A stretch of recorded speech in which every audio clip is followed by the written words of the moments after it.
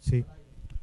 Este martes 8 de julio estamos aquí presentes para llevar a cabo nuestro combativo programa Martes Rojo.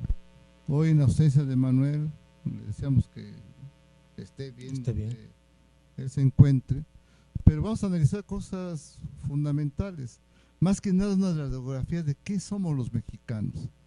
Y va parte de nuestro equipo, Enrique y Rogelio, y como el que sugirió el tema fue Enrique, le damos la palabra al camarada. Sí, Rogelio, Adolfo, la verdad es que es importante analizar cómo somos los mexicanos, ¿no? Y además de eso, de analizar cómo somos los mexicanos, ¿qué nos ha hecho desde el punto de vista de la cultura, desde el punto de vista de la filosofía? Y ojalá estuviera Manuel para decir desde el punto de vista económico, ¿no? Porque hemos tenido una actitud que a veces es incongruente. Te voy a poner un ejemplo.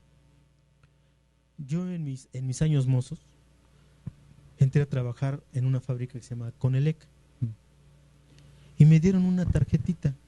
En ese entonces el secretario de apellido Lozano me dio una tarjetita y con esta me tenía que presentar al trabajo. Pero no me tomaron en cuenta, sino es que llevaba yo esa recomendación. Y a mí me parece que se ha extendido. Es algo muy, digamos, subterráneo, que nos ha modificado nuestra conducta. Y la pregunta es, ¿ustedes piensan o consideran que necesitan un padrino o una recomendación, que alguien los recomiende para entrar a trabajar? En cualquier lado, y se da en todo. Es una pregunta que a mí me parece que incluso se la hagamos al público, ¿no? Porque pues a mí me parece que es equivocado eso, ¿no? Pero no sé qué piensan ustedes sobre eso. Mira, a mí me parece que, bueno, antes que todo, buenas tardes a Adolfo y a Jaike, pero me parece que este es un problema que viene ancestralmente desde el caudillismo, ¿sí? Tiene que ver con una parte importante del caudillismo, con una parte del paternalismo que se da en México y que forzosamente las personas necesitan estar a la sombra de alguien que se sientan protegidos. Por eso lo que tú manifestabas, que cuando alguien va a buscar un trabajo, obviamente tiene que llevar una recomendación, pero no una recomendación en función de sus cualidades en cuanto a trabajador, sino que lleve un padrino que le diga que puede ser aceptado en determinado centro de trabajo. Y esto no escapa a las grandes empresas, no escapa a las pequeñas empresas, es una manera que se ha vuelto una forma de vivir de los mexicanos, por decirlo, ¿sí? Donde tú, para que puedas ingresar a cualquier lado, pues necesitas de alguien, ¿no? Sí, sí. Y desgraciadamente el problema es ese. Y esto conlleva, por otro lado, a la otra parte. Queramos o no, esto lleva a la corrupción también. Porque en función de eso, tú estás sujeto a que te corrompan. ¿Por qué? Porque necesitas el trabajo, porque necesitas el apoyo, entre comillas. Y eso también se traduce en medidas como que los gobiernos hoy en día tengan ese margen de maniobra para tener a todo el mundo controlado, ¿no? Y nosotros lo vemos ahora con la famosa, el famoso gasoducto que está imponiendo Moreno Valle en Puebla. Hoy los programas federales, que deben ser motivo de una decisión del gobierno federal que se debe dar indiscriminadamente para todas las personas que lo necesitan, no se está dando, ¿sí? Hoy son estas medidas, las toman como que si no estás de acuerdo con el gasoducto, simplemente te quito todos los programas, ¿no? Entonces, todo esto que venimos viendo es porque también la gente se niega a pelear sus derechos. Yo creo que es parte de eso también. O sea, lo que yo quiero entender es que cuando un trabajador va a solicitar un puesto de trabajo, necesita llevar una recomendación de alguien para que los acepten. Y obviamente eso provoca un comportamiento que raya en decir, yo no lucho por mis derechos porque mi padrino no quiere, ¿no? Porque voy a quedar mal con mi padrino o voy a quedar mal y me van a correr y ya no me van a dar trabajo. Sí. No sé qué opinas. Es el clásico palancazo, ¿no? Así le llamamos de manera coloquial. En una sociedad como la nuestra, que es individualista, enajenada, donde se sobrevive para conseguir un trabajo, pero además un trabajo mal pagado, un trabajo donde existe hasta el acoso sexual. Si ustedes hacen un análisis bien detallado, casi todas las secretarias que entran a una chamba son instrumentos de su jefe. Sí. La usan sexualmente. Y se los digo porque yo estuve en la Cámara de Diputados, en el sacrosanto, entre comillas, lugar de las leyes, y la mayoría de las secretarias, no todas, pero la mayoría, Sí, ahí. eran acosadas o por el propio diputado o por sus secretarios. Y muchas de ellas se sentían hasta orgullosas de ser el segundo quilite o tercer quilite del diputado.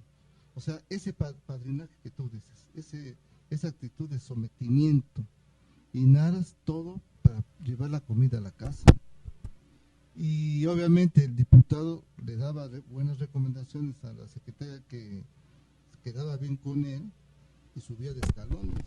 Y por eso en la Volkswagen no hay unidad entre los obreros, porque están buscando quedar bien con los alemanes para subir escalones y le pegan a sus compañeros y no les importa, y hasta los intrigan y les dicen que están haciendo su versión para quedar en un puesto más. Estamos en una cuestión de usos y costumbres que cada día más afecta la dignidad del ser humano.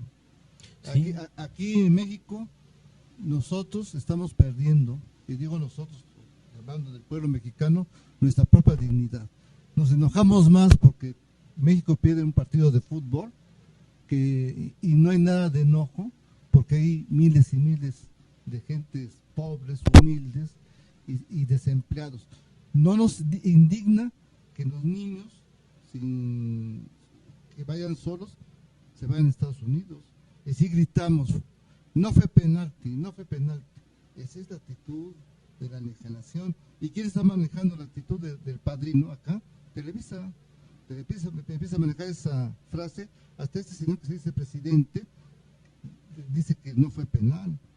Un primer estadista, ¿en qué parte del mundo un primer estadista va a decir que no fue penal cuando hay grandes problemas en este país que hay que resolver? Sí, y fíjate que, bueno, yo me parece que es ir escarbando nuestra propia conducta, porque esto a nivel general parece que no se da uno cuenta, o mejor dicho, no se da uno cuenta, pero de repente, hoy en la jornada, hace 2 días, salió un artículo que hablaba sobre la gran cantidad de familiares de los magistrados que están en la Suprema Corte de Justicia.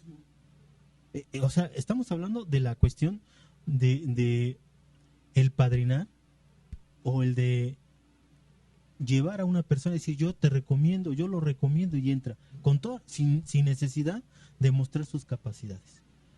Y oigámoslo bien, en la Suprema Corte de Justicia, la máxima autoridad de impartir justicia, de repente encontramos con esa filosofía que la mayoría de los trabajadores son primos, hermanos, sobrinos, y que tienen favores, ¿no? Porque ahí es lo que decía Rogelio, de repente viene un caso y le dice el abogado o el juez, ¿sabes qué, hermana? Ahí te encargo este juicio, estamos defendiendo a fulano de tal, y ahí viene el problema, ¿no? O sea, es una conducta de nuestra población, de nosotros mismos, que desde mi punto de vista está errónea, porque provoca precisamente lo que decía Rogelio y lo que dices, la corrupción.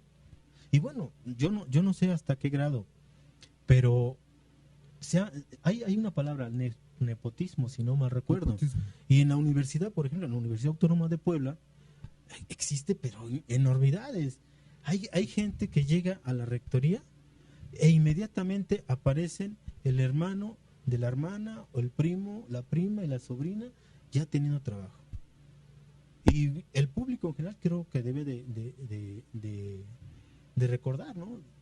¿Hasta qué punto podemos evitar esto o lograr evitar esto? ¿Se puede, Rogelio? Le hago una pregunta, Rogelio.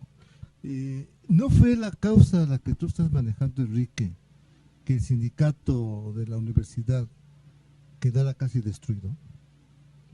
Sí, mira, yo creo que aquí el gran problema es que muchas veces en aras de mantener ciertas estructuras, y lo digo en el caso de la UAP, se metió a muchas familias en torno a la vida laboral, ya no digamos vida laboral, sino a la vida de la universidad.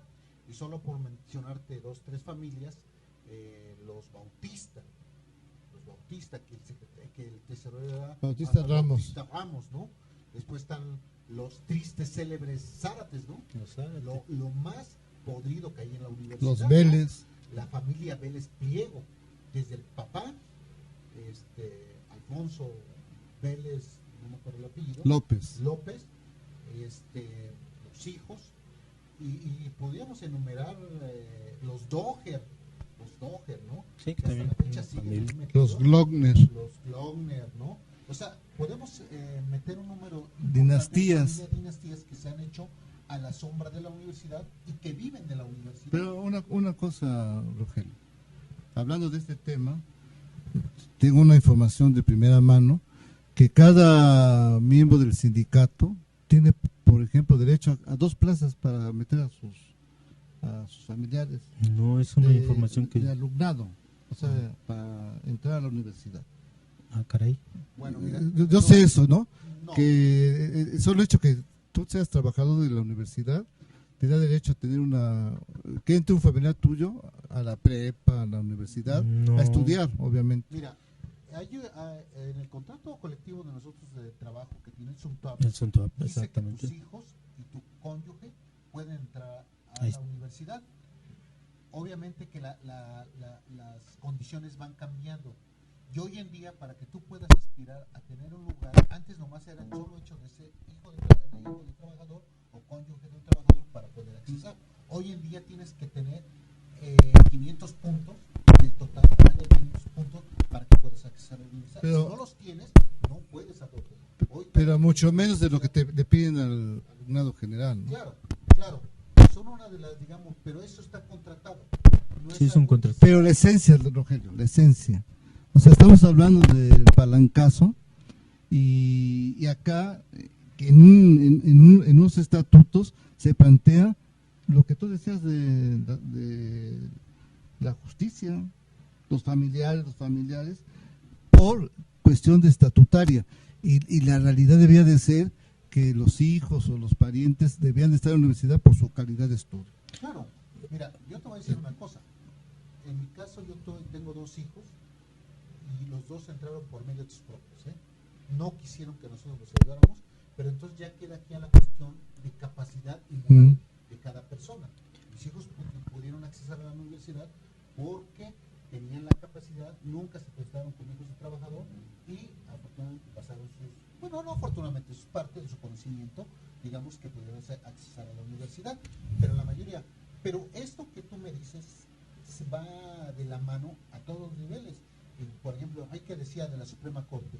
Yo me acuerdo un caso muy sonado hasta el año pasado, que fue el caso del señor Góngora Pimentel, que metió a su esposa presa, pero que además la metió primero a trabajar y después la metió presa por una demanda de tipo familiar de pensión alimenticia por el hijo que ella tenía, ¿no?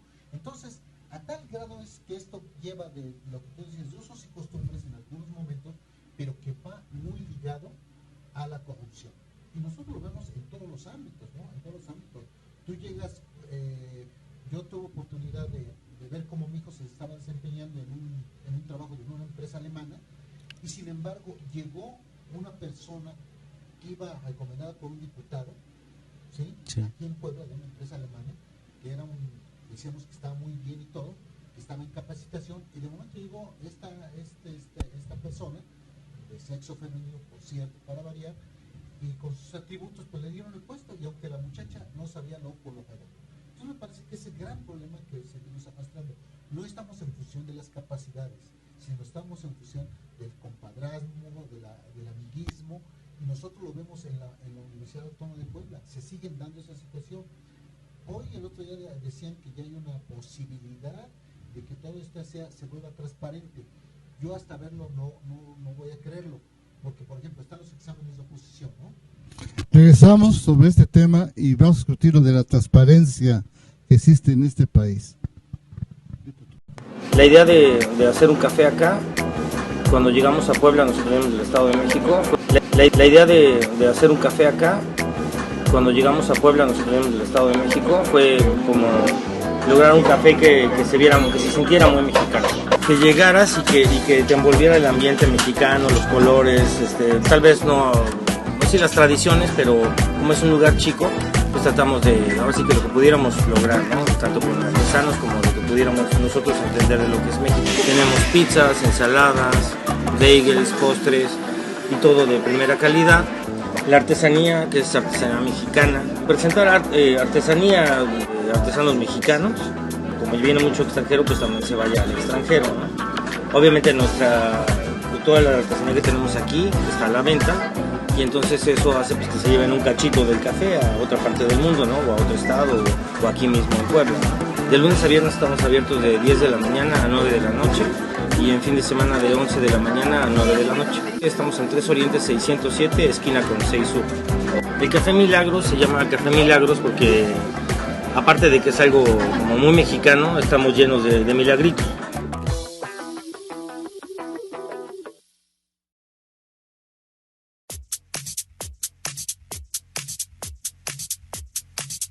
Hola, ¿qué tal?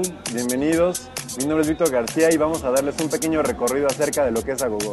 Tenemos una carta muy fresca en comida con platillos tales como el sushi, alitas, pastas, hamburguesas. También contamos con una amplia variedad de mezcales y también preparamos un par de cócteles con este. Por ejemplo, morir en Oaxaca y vivir en Oaxaca. Dentro de nuestra coctelería tenemos tragos de la casa y también contamos con coffee shop. Así que amigos, los esperamos aquí en los siguientes horarios que aparecen en pantalla. Y recuerden, 3 Oriente 202, Centro Histórico Puebla. La idea de hacer un café acá, cuando llegamos a Puebla, nosotros venimos del Estado de México, fue como lograr un café que se sintiera muy mexicano. Que llegaras y que te envolviera el ambiente mexicano, los colores, tal vez no sí las tradiciones, pero como es un lugar chico, pues tratamos de, ahora sí que lo que pudiéramos lograr, ¿no? Tanto con artesanos como lo que pudiéramos nosotros entender de lo que es México. Tenemos pizzas, ensaladas, bagels, postres y todo de primera calidad.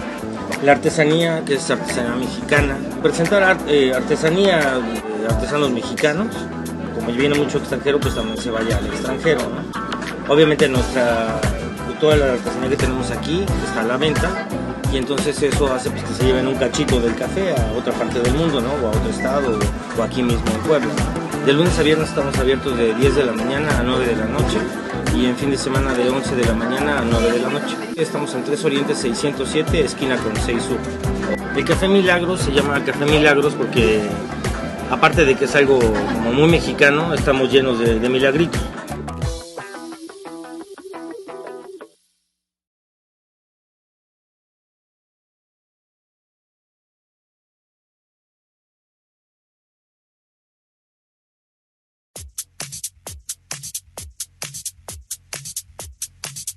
Hola, ¿qué tal?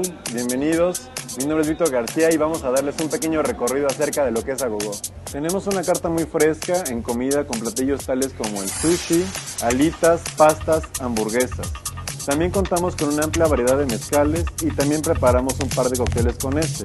Por ejemplo, morir en Oaxaca y vivir en Oaxaca. Dentro de nuestra coctelería tenemos tragos de la casa y también contamos con coffee shop. Así que amigos, los esperamos aquí en los siguientes horarios que aparecen en pantalla. Y recuerden, 3 Oriente 202, Centro Histórico Puebla.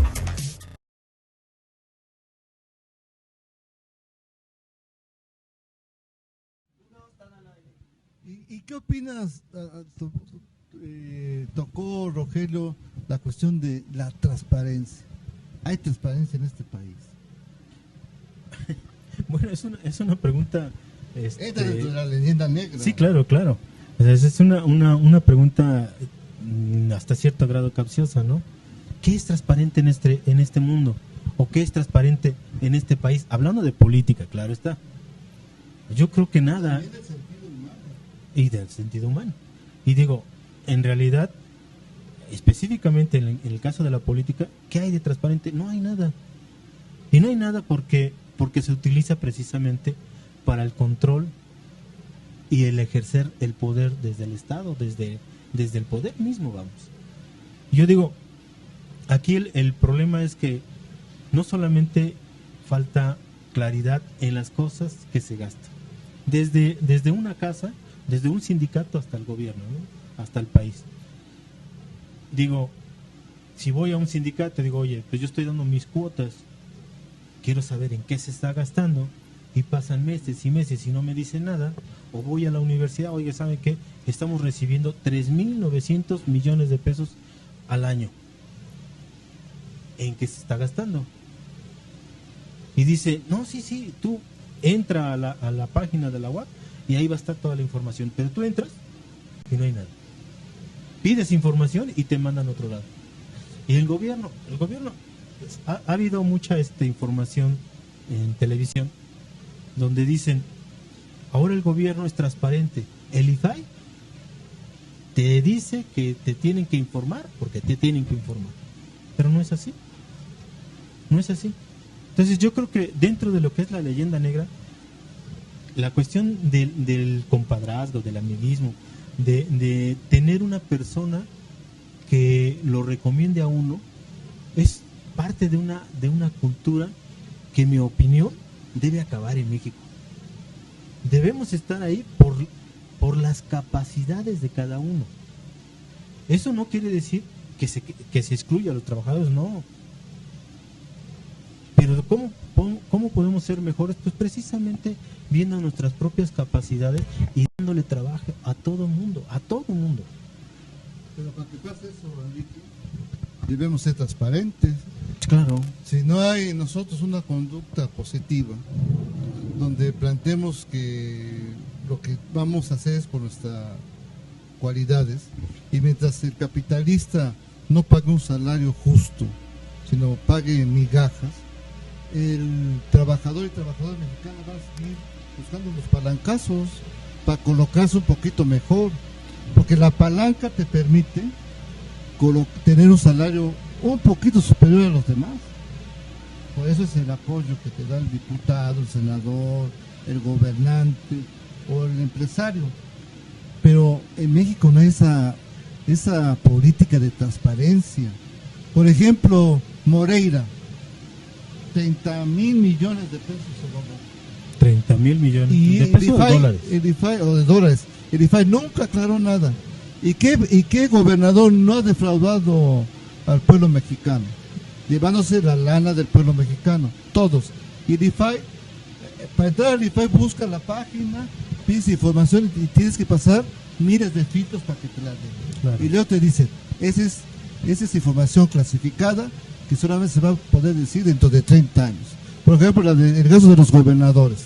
Hasta dentro de 30 años vas a saber lo que está haciendo Moreno Valle aquí en Puebla. Sí. No es fatal eso, porque... Sí, mira, en términos de los contadores se utilizan unos términos que dicen origen y aplicación de los recursos. Cuando tú hablas de origen y aplicación, a veces dices, bueno, a lo mejor la gente entiende como transparencia el hecho que le digan, tú estás gastando de 30 millones de pesos, estás gastando tanto, y que se justifiquen esos 30 millones de pesos. Pero también tiene que ver con el origen, ¿no?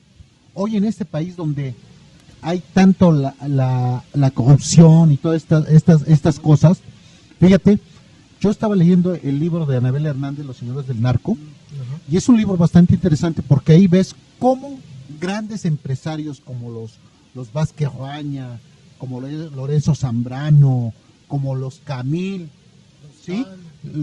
Los Jan González, los Jan Ron, ahora, todos ellos han estado involucrados con el narco y utilizan ese dinero para lavarlo y es parte de sus fortunas. Pero si vemos otro lado también, hasta la fecha, muchos que están en el gabinete de Peña Nieto no han hecho su declaración patrimonial. que debería ser un principio Ni que el- debería estar en ni- la ley. Ni el propio... Bueno, ni el propio presidente, que se llama presidente. esta persona que se dice presidente, no ha sido capaz de hacer transparente su declaración patrimonial. Entonces, nosotros creemos que en la medida que haya una transparencia, pero obviamente todos los políticos, de muchos de los partidos que están en la Cámara de Diputados, se tienen que cubrir las espaldas porque ninguno de ellos es, la gran mayoría no son transparentes, ¿sí? Entonces hacen leyes ad hoc, ¿sí? Para que no los puedan tocar, porque tú de la noche a la mañana ves a diputados, senadores, todo mundo que tienen una lanísima que no es explicable con el salario, y nosotros lo vimos en la UAP, a Rica Güera con su salario de no sé, Profesor, casi profesor 30,000 tiempo completo. pesos, no era para todo la fortuna de la que hizo el hombre, ¿no?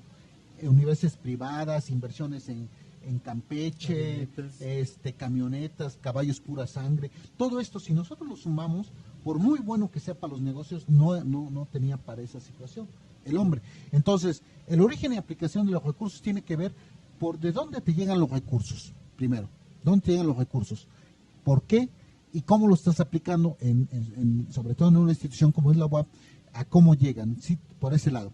Pero también nosotros lo vemos hoy con el gobernador actual de Puebla. De momento vemos, y hay dudas, ¿no? ¿Por qué tanto despilfarro de dinero?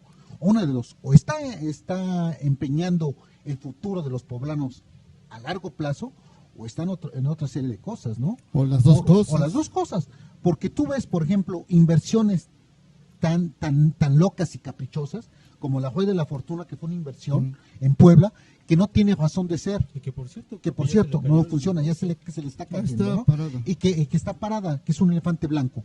El otro elemento, por ejemplo, nosotros vemos esta inversión millonaria que está haciendo del Metrobús, que no está funcionando, ojo, y que hay un salvamento aprobado por el Congreso del Estado de varios millones de pesos para que siga funcionando.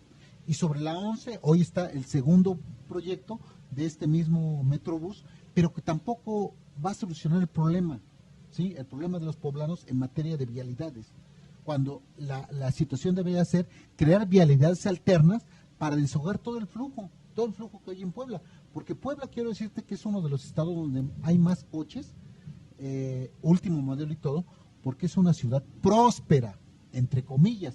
Habría que ver de dónde hay tanto dinero en Puebla, ¿no? Que me parece que es lo grave, ¿no? Ujú. Bueno, de hecho es muy interesante, y de hecho quería hacer un pequeño comercial, válgame la palabra, porque efectivamente los Han González ahora resulta que son activistas o empresarios ligados al proyecto de privatización del agua aquí en Puebla. Y eso es, caray, digo, ¿cómo es posible, no? Y lo destaparon en una forma muy muy oculta, ¿no? Lo tenían así muy encerrado el nombre de los Han González, solo porque una persona fue indiscreta y habló de que efectivamente los señores están ahí metidos. Pero hablemos sobre la cuestión de la leyenda negra. O sea, de hecho lo estamos haciendo, pero hacemos hincapié. Tampoco Han no es de leyenda negra. No, pues está peor, pero Tiene lo una que sí, superleyenda. lo que sí es esto, ¿no? Los mexicanos tenemos una parte oscura que nos comporta o nos determina como una forma de actuar que es para nosotros mismos malo, y ese es el problema. Si actuamos malo, si nos fuera bien, pues qué bueno, ¿no? Pero tenemos una actitud equivocada y pues mantenemos una situación equivocada dentro del país.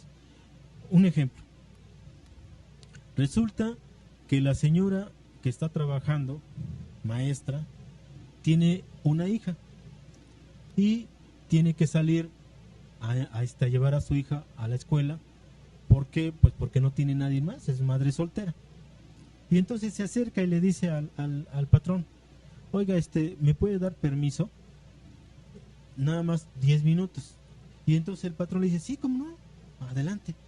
Pero acuérdate, dentro de 2 o 3 días tengo necesidad de que te quedes otro tiempo completo, porque así como yo te estoy ayudando, me tienes que ayudar. Y entonces la mujer se ve atrapada en una situación, ¿no? Entonces, ¿qué podemos hacer ahí?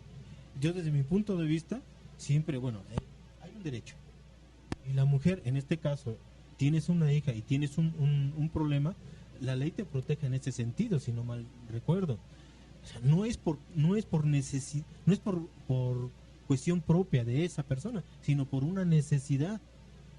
Entonces, no hay razón para negarle un permiso de 10 minutos y no hay razón de agarrar esos 10 minutos para después decirle, ¿sabes qué? Tienes que trabajar el doble o el triple, ¿no? Pero te hago una pregunta, Enrique. ¿Aquí cuándo se ha respetado la ley? En ese país no se respeta una sola ley. Se violan continuamente. ¿Qué magisterio público es honesto? Es una cueva de ladrones. Cuando llega el que va a hacer una denuncia, llega hasta con miedo.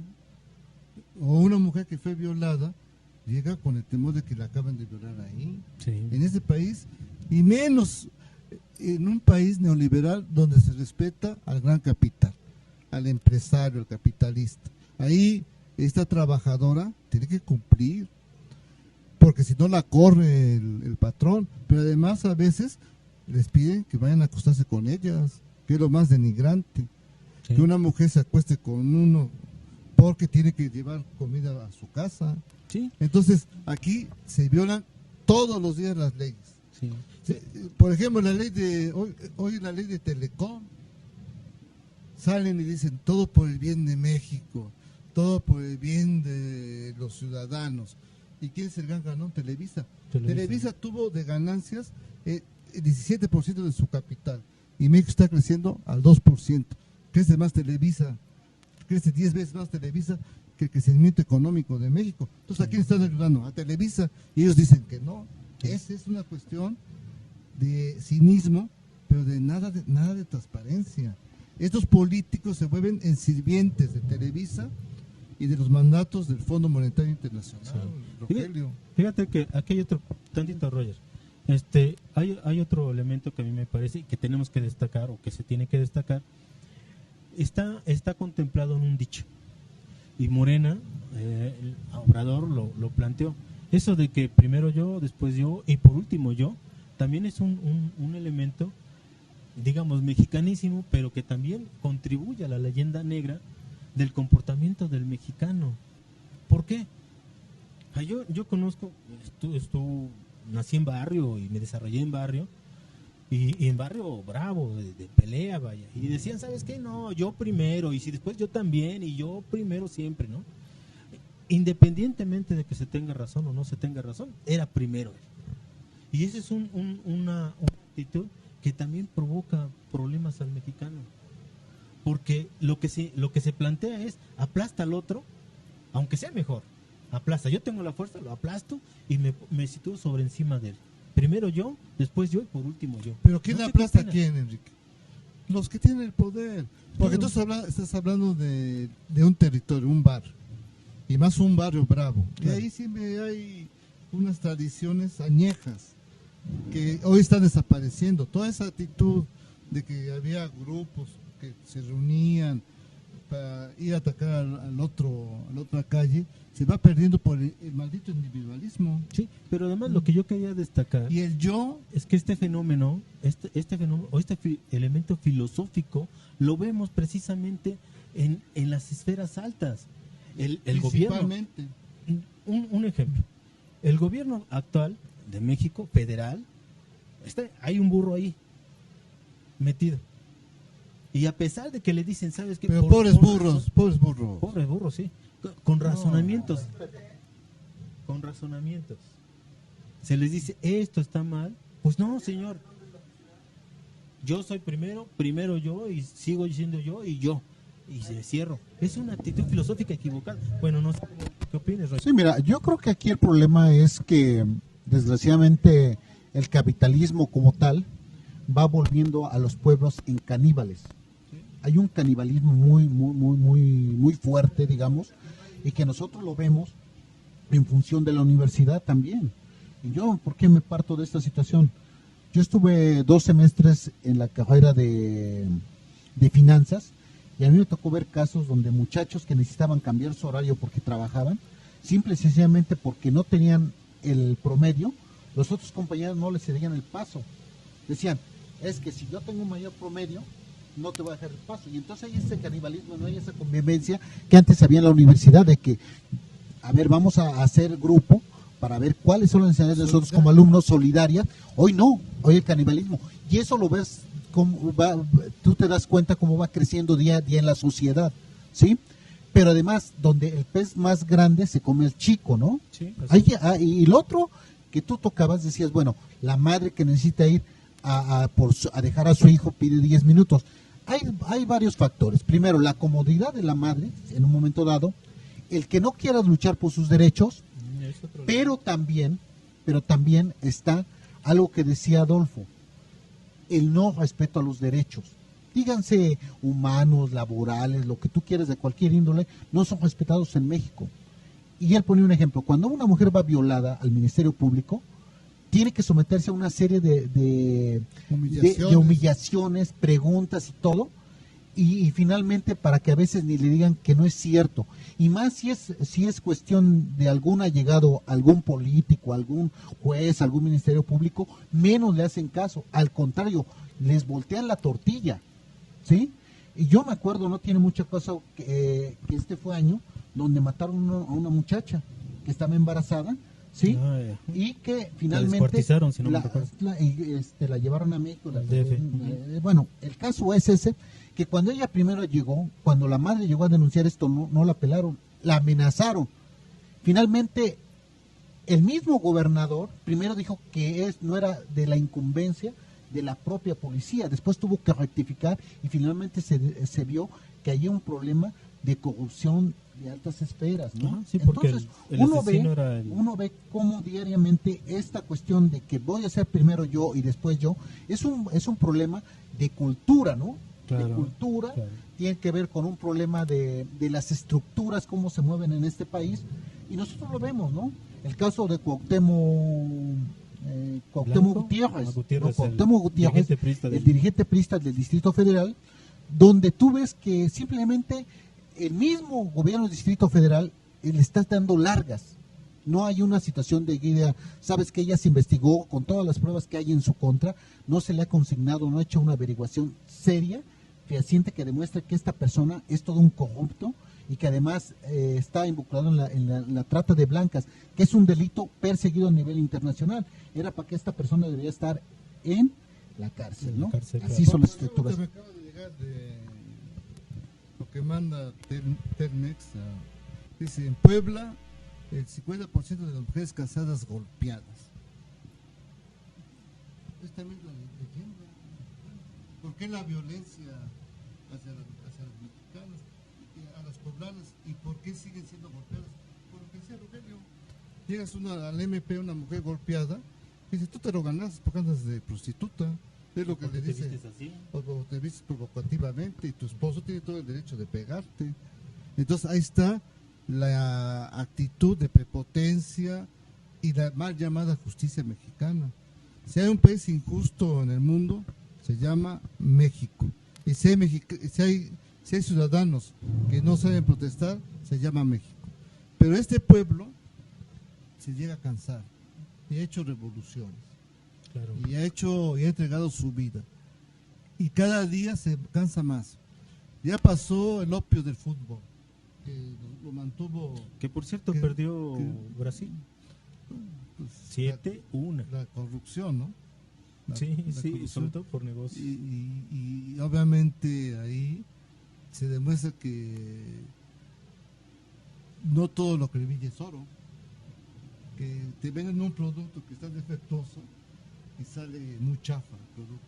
Pero en esta cuestión, si el pueblo no abre los ojos y dice, salgamos de esa leyenda negra y convertamos la realidad, y si ven la realidad y ven que su salario se va constriñendo cada día más, y que cada día hay más desempleo, y cada día hay más prostitución, y cada día hay más corrupción, y cada día hay más niños de la calle, nos va a cargar la fregada.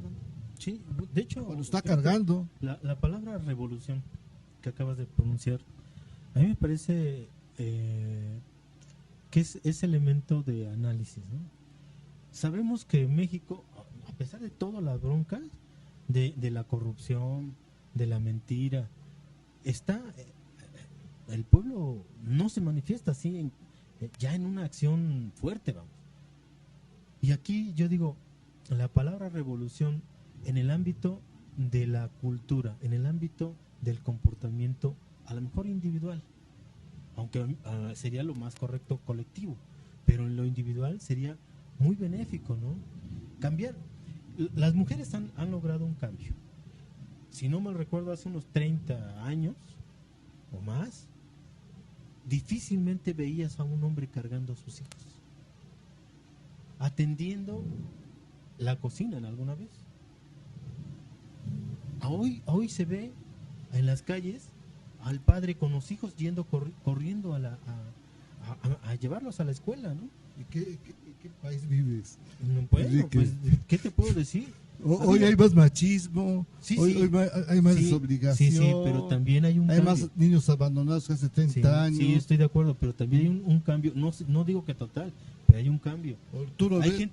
Hay gente un poco más consciente de eso, hombres, ¿eh? Mira, yo creo que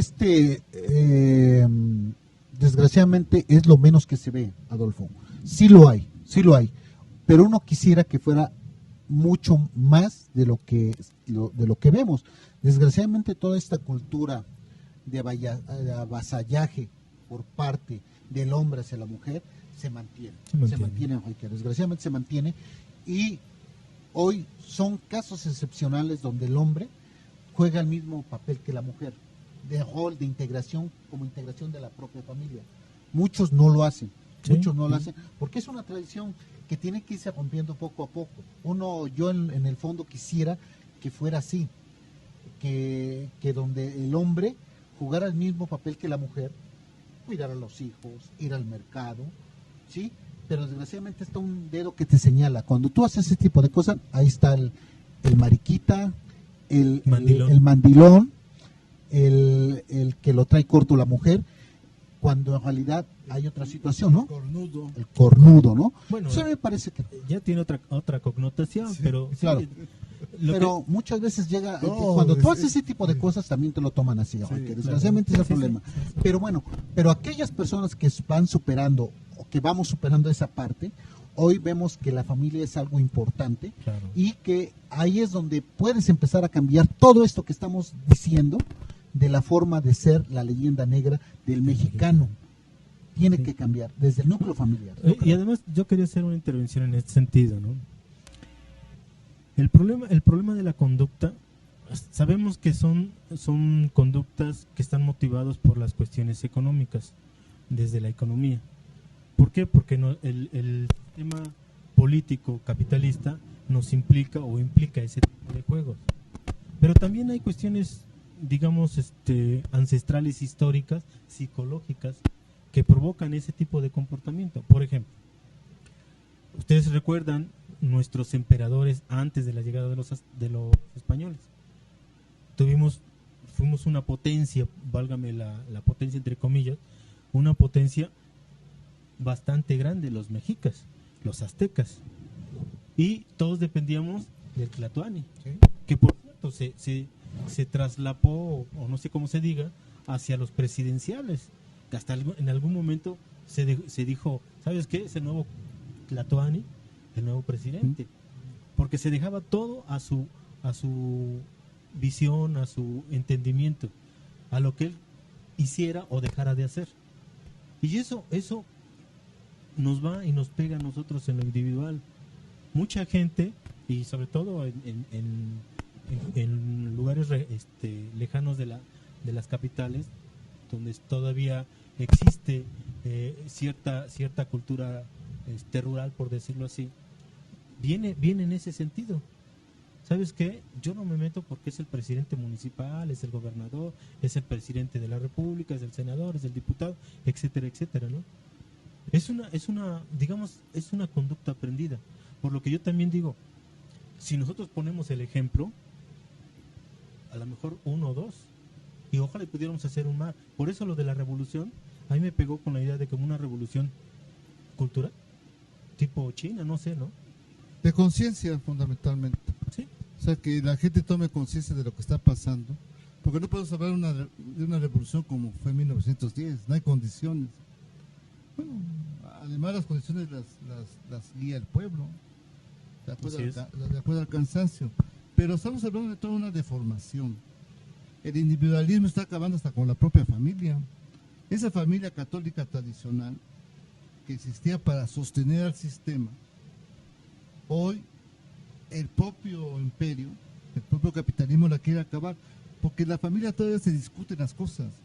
Todavía aquella familia que tiene esos viejos lazos tradicionales se sienta a comer juntos, se sientan a cenar juntos y comentan lo que pasa en el día.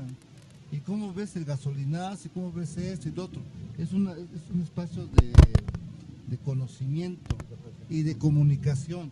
Hasta con esa familia quieren terminar. Claro. Hoy quieren el matrimonio libre, quieren la relación libre, que los hijos y las hijas vivan con la mamá, con el papá. No, que ha disminuido los casamientos brutalmente, Enrique y Rogelio. Claro. Y los divorcios han aumentado enormemente. Hoy las estadísticas dicen que de cada 100 matrimonios, solamente el 10% logra 10 años. 10 años. 10 años. Y solamente, Me estoy pasando. Y solamente el 2% logran 5 años. O sea, se está acabando. Se divorcian antes de los 5 años o se divorcian antes de los 10 años. Entonces, eso afecta mucho el sentido de lo que era la familia según Engels. Era el sostén, el reproductor del trabajo, pero además donde el obrero se iba a quejar de cómo lo maltrataba el patrón.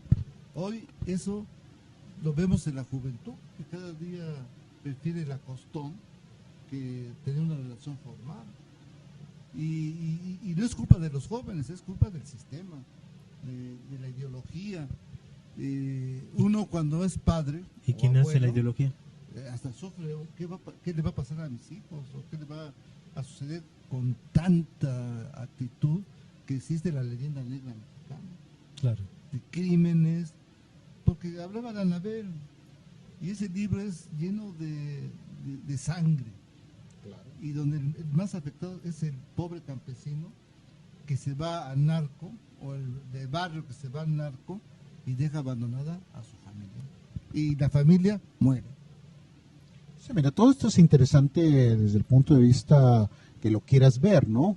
Yo decía, por ejemplo, en los sectores rurales, sobre todo lo llegas a encontrar en la zona de Chiapas, de Oaxaca, donde las niñas son intercambiadas como mercancía, ¿no? Y me parece que todavía en este siglo XXI se siga dando ese tipo de cosas, ¿no? Porque es también lo que conviene a los intereses de los gobernantes, quieras o no, también conviene a los intereses de situación, de que haya ese tipo de situación. Eso que estás comentando es más grave, porque ahora vemos cómo a las niñas se les obliga a prostituirse, y los pederastas que son no solamente los sacerdotes, hay mucho político que fastidiado de hacer sexo busca nuevas experiencias y piensa que con una niña va a querer más fantasías. O sea, están pervertidos. El poder pervierte. Ah, claro. El poder hace que el ser humano se sienta gigante y que pueda hacer lo que él quiera. ¿Y quiénes son los responsables? Nomás le hacen un reportaje de las niñas que vienen para pasar al norte. ¿A cuántas no han violado? Claro. ¿O cuántas no se han quedado allá en Chiapas, donde decías? ¿Cuántas no han quedado en la prostitución? Un buen número de niñas de 9, 10, 11, 12, 13. Por eso, Adolfo, pero estarás de acuerdo cuando yo digo que es parte del sistema, es parte Totalmente. de la parte esta, digamos, más negra del sistema. La Porque perversión tú del estás sistema. claro, porque tú estás de acuerdo que el Instituto Nacional de Migración, desde tiempos ancestrales, desde que existe el Instituto Nacional de Migración, ha servido para eso, para proveer mucho a Estados Unidos y a México de prostitutas centroamericanas. Pero lo que más enoja es que el chino Chon diga, México está ya en tasa cero, porque los que se van en 100,000 regresan 100,000. Y no es cierto. No es cierto. México sigue siendo el principal exportador de mano de obra a de toda Estados América Unidos. Latina. Claro. Así son de cínicos los políticos. Así mienten los políticos. Por eso, Como miente Peña Nieto cuando dice México va a prosperar con unas leyes que va a entregar la soberanía nacional, porque son una bola, son la parte fundamental de la leyenda negra. fíjate que Los acabas- capitalistas y los políticos del PRI, del PAN y del PRD son los responsables fundamentales de esta tragedia que se llama leyenda negra en México. Fíjate que acabas de tocar un punto, un elemento muy importante para entender el problema de esto, la soberanía. ¿Qué cosa es la soberanía? ¿Qué cosa es la soberanía y cuáles son los elementos de esa soberanía? Yo creo que esa palabra o ese tema nos da para otro programa. Para empezar, digo, la soberanía tiene que ver con que el pueblo o el país pueda tener sus propias leyes y reglas. Bueno, ves que la palabra soberanía viene de soberano. Sí, Y el soberano era el elegido de el Dios, rey. la voz de Dios. Sí, sí, sí. podía Entonces, hacer y deshacer. cuando aparecen las repúblicas, la palabra, ahora los elegidos de Dios van a ser el pueblo. Y de ahí viene la palabra soberanía. Por eso. Esa es Por su, eso- por eso, esa es su pero- cuestión histórica. Pero lo que sí te comento, ese es un tema que podemos abordarlo un poquito en Claro. otro problema. Lo que sí, y yo lo quería resaltar, es que ese es un tema para otro programa. Sin embargo, con lo de la leyenda negra, ustedes acá lo acaban de resumir, ¿no? El sistema provoca un cambio de comportamiento o un comportamiento de los seres humanos, o en este caso del mexicano, con ciertas características. Y esa es la leyenda negra. ¿Mm? Primero, con su filosofía de primero yo, después yo y por último yo. Machismo irreductible, vaya. Machismo al 100%. Segundo, la cuestión de creer o de querer una persona me recomiende porque yo no soy capaz de ser aceptado por una empresa, un trabajo si no estoy bajo una recomendación. Y tercero, la cuestión de la transparencia. O sea, no existe, en nuestro país no existe transparencia y eso provoca precisamente el hecho de que el mexicano no pueda defender sus propios derechos. Pero Enrique, yo pienso que la leyenda negra va más allá. Claro, claro. Por ejemplo, ahorita está cayendo un aguacerazo aquí en Puebla. Eso no es negro, ¿eh? El contenedor va a elevarse. Ah, el Elevarse a vaso regulador. 15 metros, 20 metros. 15. Es una lluvia tremenda, lleva una hora. Y está llena las calles de baches. ¿Y el pueblo qué hace? El pueblo que paga los impuestos para acá. Y el gobierno dice, estoy haciendo calles de concreto. Que además se anegan con estas lluvias. Y es un problema de transparencia, porque son millones y millones de pesos los que están invertidos ahí. Y el resultado es Puebla sigue siendo una ciudad realmente llena de baches, parecida a la luna, que no tiene un sistema de drenaje correcto, y eso también nos afecta a nosotros, a todos nosotros. La lluvia es hermosa, la lluvia da vida, pero aquí en Puebla, en lugar de dar vida, Claro. trae desgracias, se deslavan los ríos, causa inundaciones en las colonias más proletarias. ¿Y quién es el responsable? Yo digo que el gobierno y el silencio del pueblo. Fíjate que aquí me viene a la mente otro elemento de la personalidad o de la conducta del mexicano. Ustedes me dirán si estoy equivocado o no. Cuando un mexicano ve a un poderoso, a uno que tiene el poder y uno que no tiene el poder, ¿hacia dónde se va? Poderoso. Y eso es lo que quiero resaltar. A mí me parece que es una filosofía equivocada, ¿no? Porque el poderoso, precisamente por ser poderoso, puede dominar. Y eso hace que el individuo diga, no, pues prefiero mejor, en pocas palabras, prefiero al gobernador Moreno Valle a estar sufriendo otra cosa. Hace malas cosas. Pero ya Rogelio prefiero dijo esto. que eres Moreno Valle. Moreno Valle no ha hecho nada por el pueblo. Por eso, pero el poderoso, Pero sí ¿quién es? tienes razón. El ciudadano común y corriente prefería sacarse una foto con Moreno Valle. Claro. A pesar de todo lo que ha hecho, que con otro compañero o vecino de esa persona. O sea, es una actitud, yo diría, de sometimiento que nos trajeron los españoles durante más de 300 años. Este pueblo fue sometido 300 años. Y después fueron 200 años de sometimiento de caudillos, de partidos, que hace que la idiosincrasia de nosotros los mexicanos sea de sometimiento. Y veamos al poderoso como El Salvador. Por eso es un pueblo que tiene héroes, el pueblo mexicano. Claro. Pero sus héroes del pueblo mexicano son Batman, Superman, y todos los que salen en la televisión, Rambo, etcétera, etcétera. No, y sobre todo estamos Rambo. sometidos a esa filosofía del dominio, esa filosofía del sometimiento, que solamente la realidad tomada como conciencia puede transformar. Pues yo insisto que finalmente, Adolfo, ya para terminar esta situación, es que mucho de lo que está en juego para desaparecer esta leyenda negra del mexicano sigue estando dentro de la familia. La familia yo creo que es el núcleo donde... Claro, por eso te digo, solamente en la medida que logres consolidar los lazos familiares entre tus hijos, tus nietos y futuras generaciones va a ser como puede hacer frente a esta situación. De otra manera yo lo veo difícil, pero sobre todo yo creo que lo más grave es el conformismo en que estamos cayendo los mexicanos. Conformismo porque no somos capaces de pelear lo más mínimo. Yo me di cuenta cuando iniciamos las convocatorias para las marchas en contra de la privatización del agua, automovilistas que hoy, el otro día me tocó ver una persona en un noticiero que no veo los de Televisa, pero ese día me tocó verlo, una persona que no estaba agredido con su coche, ahorita está pensando poner una demanda, un amparo en contra de la privatización del agua, de la empresa esta que es dueña del agua. Pero ese día que estábamos en la calle nos decía que éramos unos revoltosos, que éramos unos flojos, que nos fuéramos a trabajar y cuando las pitas, ¿no? Yo la veo en televisión diciendo que va a poner un amparo porque le está afectando toda esta cuestión del agua.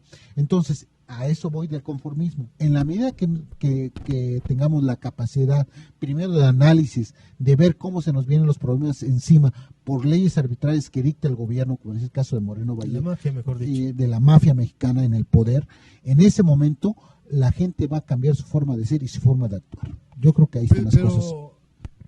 El problema sigue siendo lo que dice Enrique, el yo. O sea, este ciudadano fue de manera individual, no de manera organizada. Y cuando se le invitaba a este ciudadano a organizarse junto con el grupo, lanzó su voz vociferante, atacando.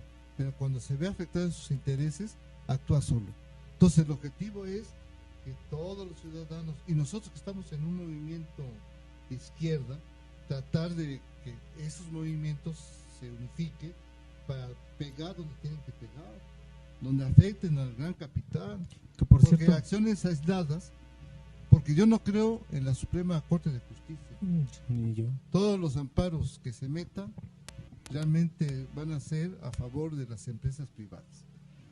Para terminar, Enrique, un medio minuto de despedida, o un minuto, medio minuto. O sea, rápido.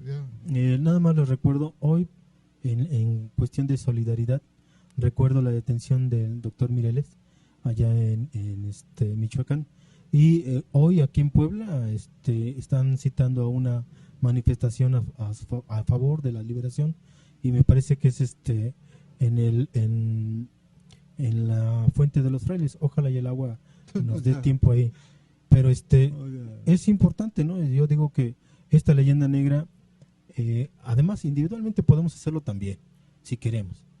Si algunas personas dicen no quieren lo colectivo, pues en lo individual tenemos que cambiar nuestra conducta para el beneficio no solamente de nosotros, en lo personal, sino de toda la sociedad y del país. Queremos un México que sea como Brasil en el Mundial, ¿no? Ganamos, campeones. Queremos eso. ¿No? Queremos un país que lo golearon ahora, pero que queremos un campeón. Nunca en la historia había pasado pues cambiemos nuestra conducta, nuestra mentalidad, seamos más críticos, más participativos. Eso es para mí.